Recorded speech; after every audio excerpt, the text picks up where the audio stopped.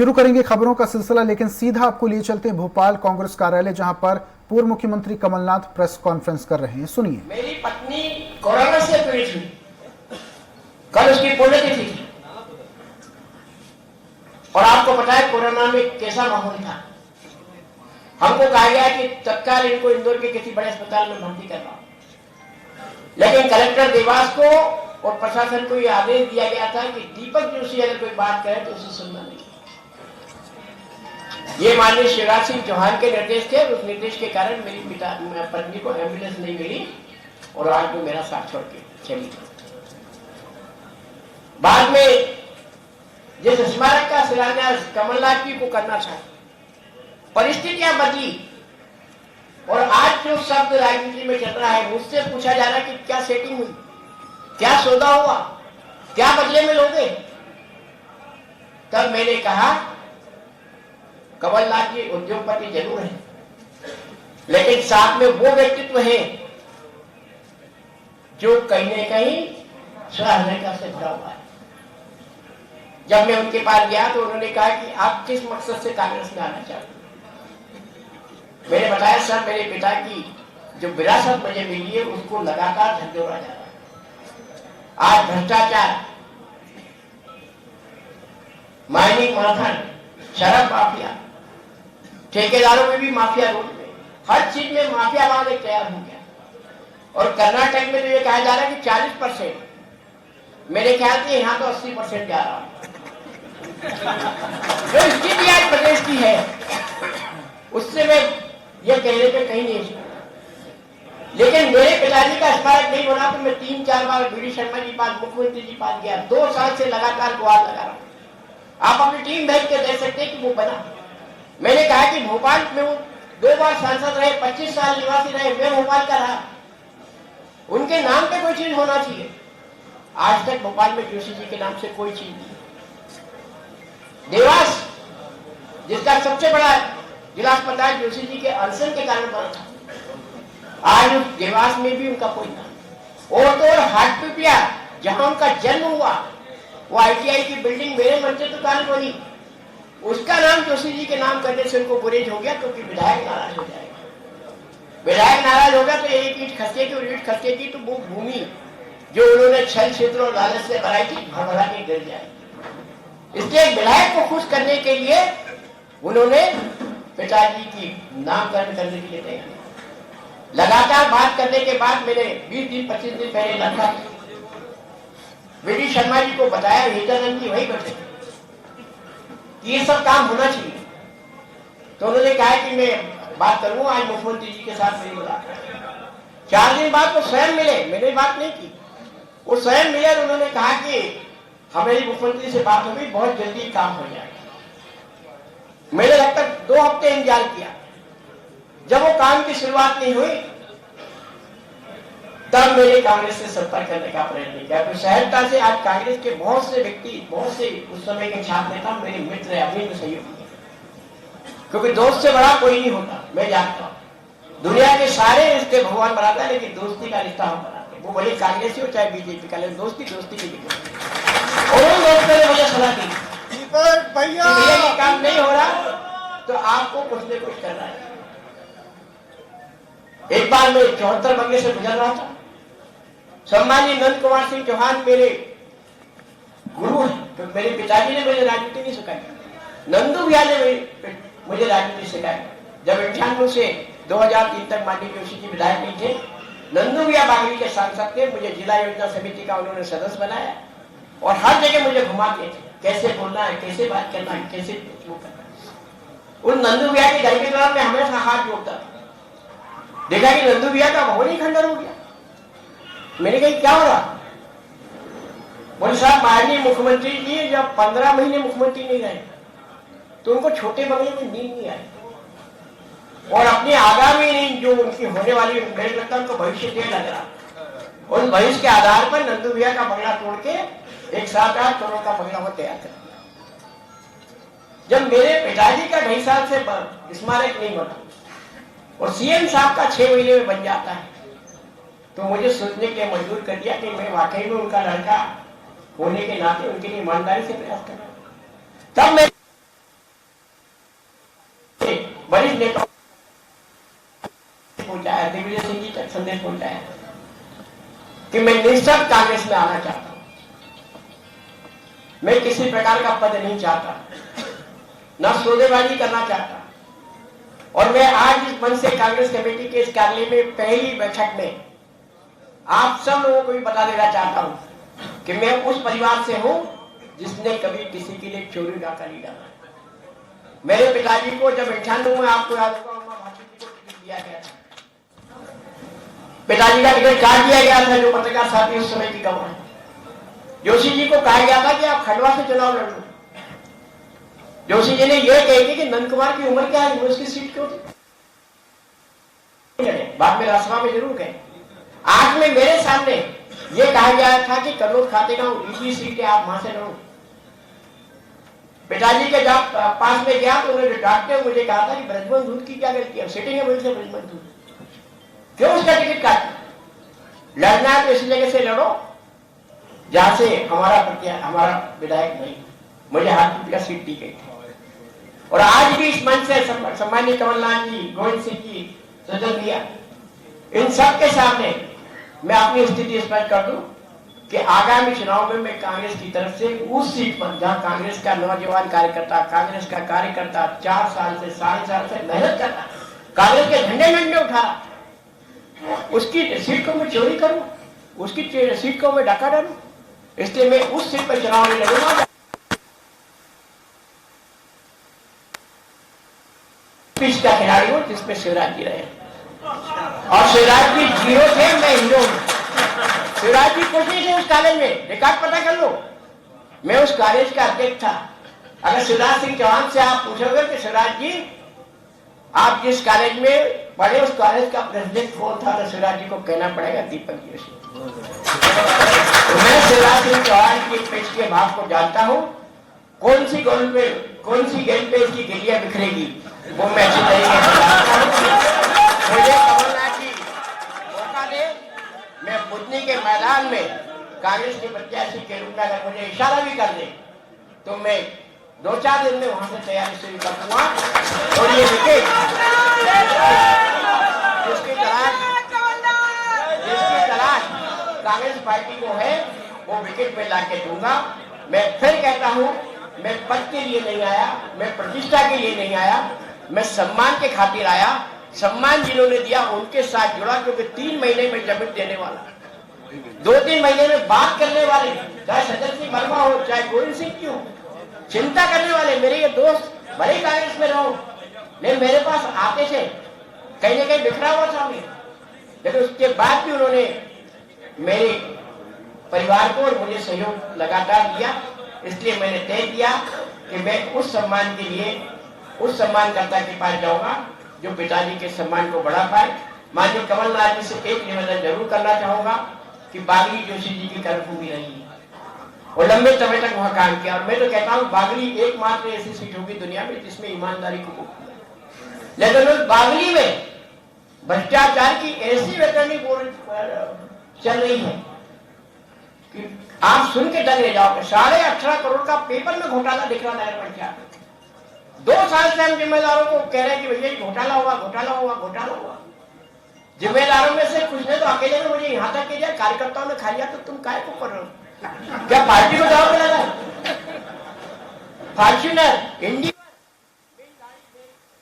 में भी गाड़ियां नहीं है, दूर तक मेरे साथियों पे भी नहीं, कोई साथी भी सब मिडिल क्लास है। कुछ तो स्कूटर छाप, अभी भी स्कूटर पे घूमता, सर्व भाई से पूछो, आज भी स्कूटर से घूमता, साइड भाई से पूछो, मैं स्कूटर पे घूमने वाला व्यक्ति, आसिफ खड़ा है सामने, ये सब जानते हैं। तो मैं तो स्कूटर पे चल लेता, लेकिन वहां का एक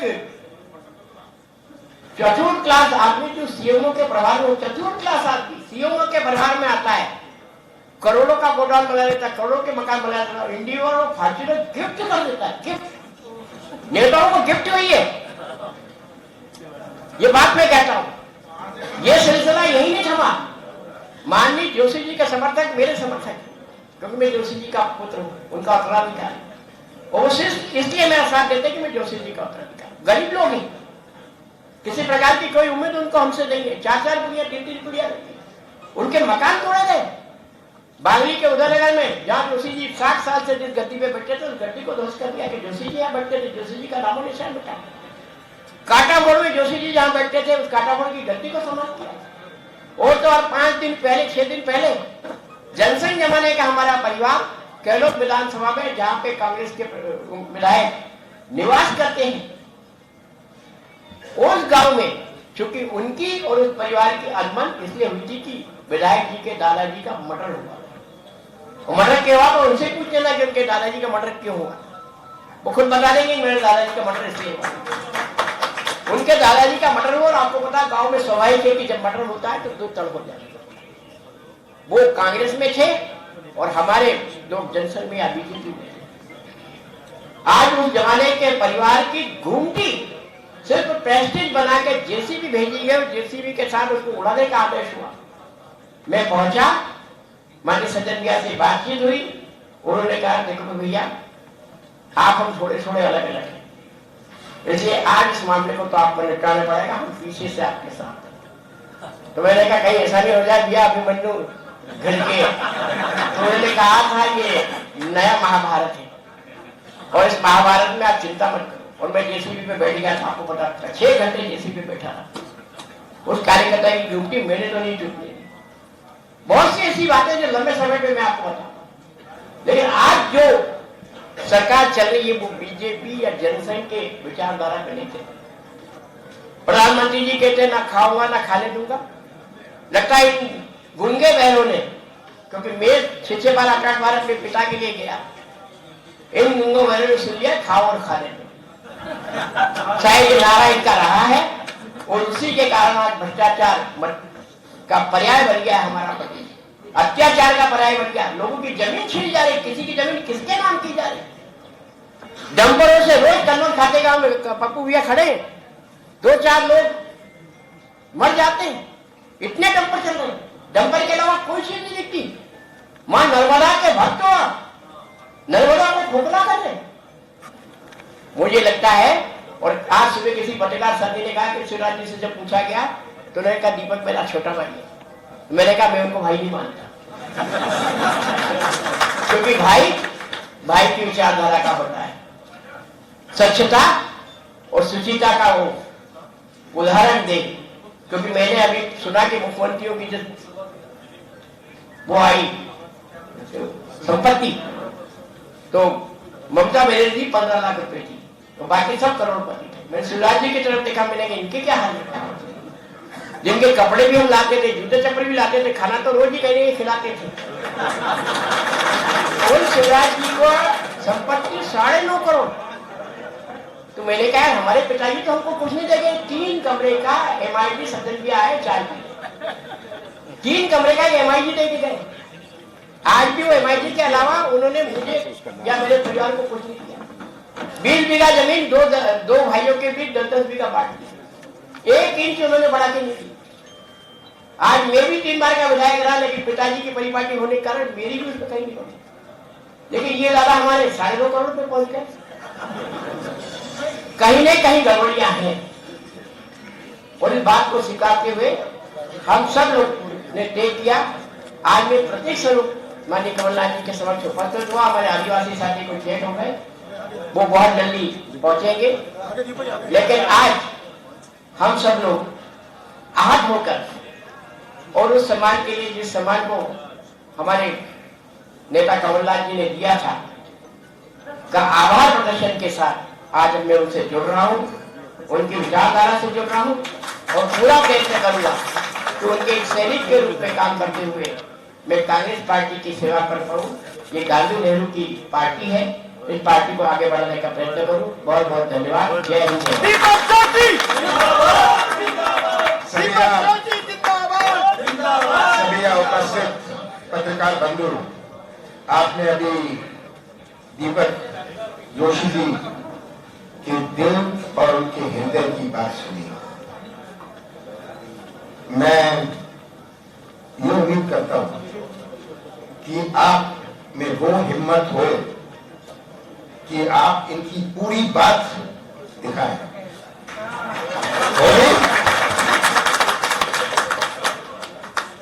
मैं आपकी मजबूरियां समझता हूं, पर आगे आने वाला समय भी आप समझ जाइए। कांग्रेस का 138 वर्षों का इतिहास है। हम अपने बुजुर्गों का हमेशा सम्मान करते हैं। हम अपनी विरासत पर गर्व है।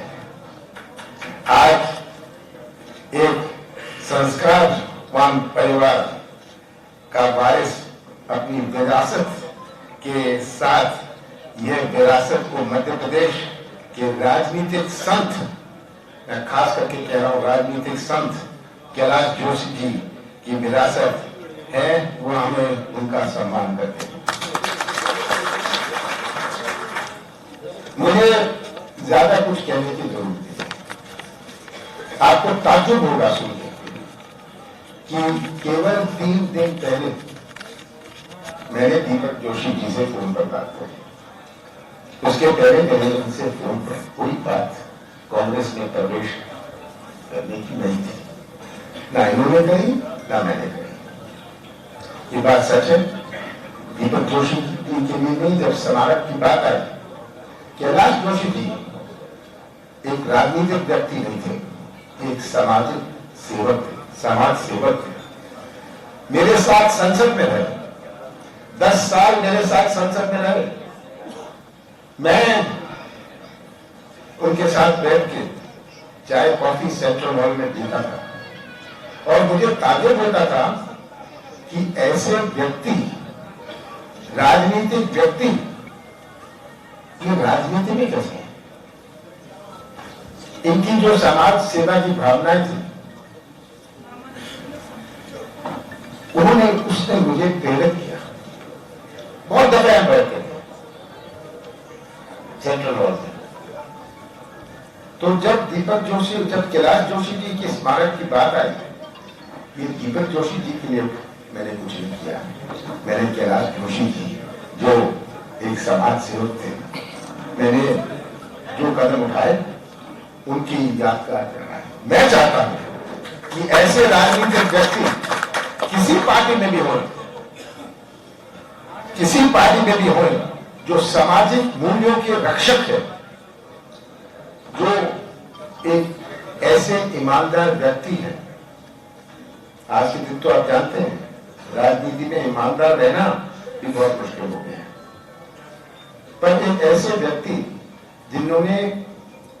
जिनके केवल अपने सामाजिक मूल्य नहीं थे, परिवार में वो सामाजिक मूल्य थे और उन्होंने सामाजिक मूल्यों की हमेशा रक्षा करी, समाज में रक्षा की।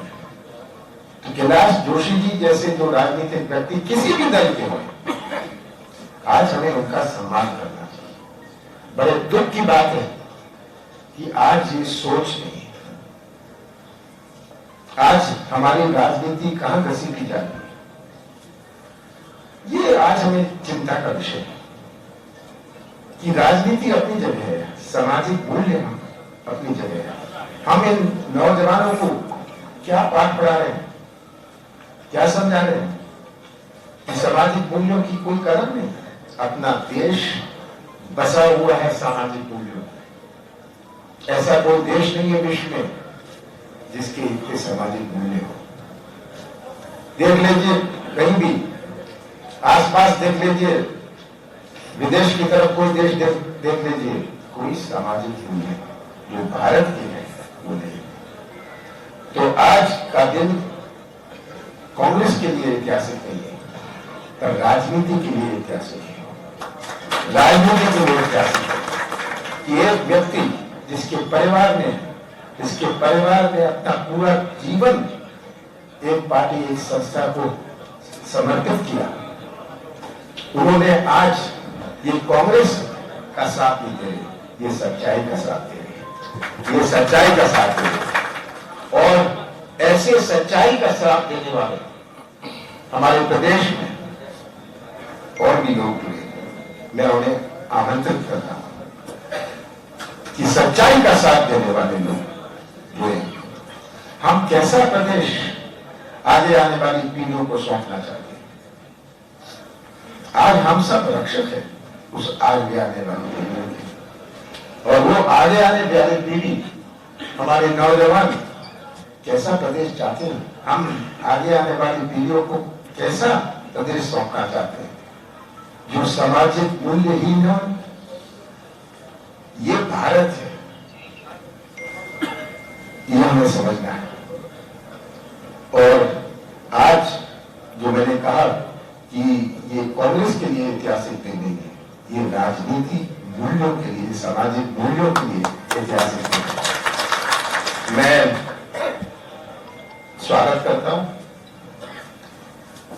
करता हूं अपने भाई का, और मुझे पूरी उम्मीद है कि ये संदेश, इन मूल्यों का संदेश, इंसाफ का संदेश ये पूरे प्रदेश में ये मिल जाए। मैं स्वागत करता हूं अपने राधेलाल बघेल जी जो पूर्व विधायक रहे सेवड़ा से, ये भी कांग्रेस ज्वाइन कर रहे हैं। ये आज इन्होंने भी सच्चाई दिखाई, और सच्चाई इन्होंने कहा मैं कोई टिकट नहीं चाहता। जब मुझे मिले थे मैं कोई टिकट नहीं चाहता, मुझे दीपक भाई ने कहा मैं कोई टिकट नहीं चाहता। तो मुझे ताज्जुब हुआ कि बहुत सारे, मुझे कोई संकोच नहीं है, बहुत सारे मिलते हैं, बात करते हैं, जो कहते हैं कांग्रेस में हम आते हैं पर टिकट चाहिए। मैं कहता हूं टिकट मैं नहीं कहा आपको आश्वासन दे सकता, टिकट मेरे स्थानीय लोग देंगे, और अगर स्थानीय लोग चाहें आपको टिकट मिलेगा, नहीं तो आपको नहीं मिलेगा। आपको आना है आइए, नहीं आना जाइए, इस सौदा नहीं होगा। मैंने तो सरकार बचाने के लिए सौदा नहीं किया। दीपक जी आपको आश्चर्य होगा, आप यहाँ बैठे हैं, आपका रिपोर्ट हुई है कि मैं तो मुख्यमंत्री था, मैं सौदा कर सकता था। मेरे पास तो विधायक आया, एक दिन एक विधायक आया, कहता मेरे पास मुझे आज 5 करोड़ रुपए मिले। मैंने कहा किस लिए मिले? उन्होंने कहा कि उन्होंने मुझे कहा गया कि 20 करोड़ मिले थे, 5 मुझे आज दिए और वो आगे बताएंगे। तो मैंने कहा मौज करो काफी।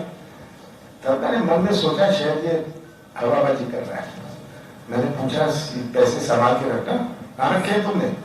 कहता मैं मोटर में है, मैं इसीलिए आया हूं कि मैं आपके पास जमा कर दूं। इसीलिए आया था कि उसको पता नहीं था वो कहां जमा करे। कई विधायकों जो गए उनके प्रतिनिधि मेरे पास आए कि जी ये है, ये पैसा उन्होंने हमें भिजवा दिया, वो तो बेंगलोर में है, हमें भिजवा दिया, हम कहाँ रखे? मैंने कहा मैं सौदा नहीं करता, मैं सौदे से अपनी कुर्सी नहीं बचाना चाहता। मध्य प्रदेश की पहचान सौदे की राजनीति से नहीं होनी चाहिए। वो पहचान जो मध्य प्रदेश की मैं चाहता हूं वो विश्वास की, एक सम्मान की पहचान हो, ये मैं चाहता हूं। तो मैं सौदा कर सकता था अपनी कुर्सी बचाने, पर कुर्सी बचाने के लिए मैं मध्य प्रदेश के भविष्य के साथ खिलवाड़ नहीं कर सकता। ये आज मैंने ये भी बात बता दूं। तो दीपक जी आप की क्या उम्मीदें हैं मैं नहीं जानता, पर मैं ये जानता हूं हमारी क्या उम्मीद है। हमारी उम्मीद है कि आप जैसे और आपके परिवार जैसा हमसे जुड़े हैं, आप ये संदेश पूरे प्रदेश में फैलाएंगे, ये संदेश आप ले जाएंगे। आप कहेंगे तो मैं पद यात्रा कर दूंगा और सबको सब तक ये बात पहुंचाएंगे, ये हमारी उम्मीद है आज। और आपका केवल हम स्वागत नहीं करते, आपके और आपके परिवार सदस्यों का हम सम्मान करते हैं। हम राधेलाल बघेल का भी सम्मान करते हैं कि इन्होंने ऐसा फैसला किया। देखिए ये जो फैसला हम करेंगे प्रदेश के हित में करेंगे। ये एक बात बता दूं, मैं सबसे कहता हूं तो टिकट आती होते, ये तो टिकट आती नहीं है। अगर इनको कहीं से लड़ाना है मुझे दबा के इनको लड़ना पड़ेगा। तो ये फैसला हमारे स्थानीय लोग करें। ये जो परंपरा है कि इसकी सिफारिश उसकी सिफारिश, इसका दबाव, ये सब जानते हैं कि मुझे कोई दबाने वाला या पटाने वाला नहीं है। हम वो करेंगे जो मध्य प्रदेश के हित में हो। आप सबका बहुत बहुत धन्यवाद। मैं देखूंगा तुम क्वेश्चन पूछ रहे हो, जो क्वेश्चन पूछने वाले हैं आप ये भी मुझे बता दीजिएगा आपने कितना दिखाया। हाँ, ये भी मैं पूछ रहा हूँ। पहले क्वेश्चन पूछने के लिए तो इसीलिए मैं कह दूं कि प्रश्न तो पूछ लेंगे, पर ये भी बता दीजिएगा आप कितना दिखाएंगे।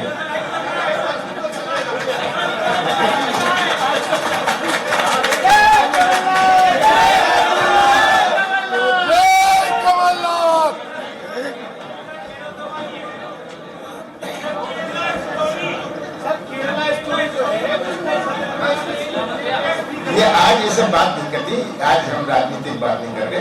ये आप घूम फिर के सब्जेक्ट घुमाने के लिए ये प्रश्न पूछ रहे हैं।